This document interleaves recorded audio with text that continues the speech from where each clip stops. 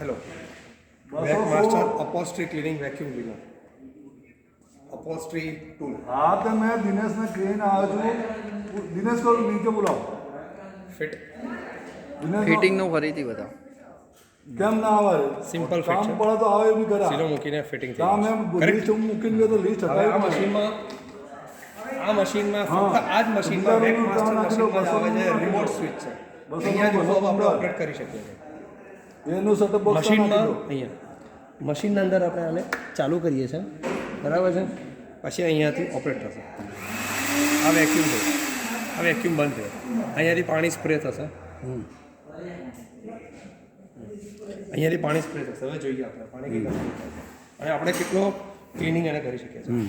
Pose કરો. Video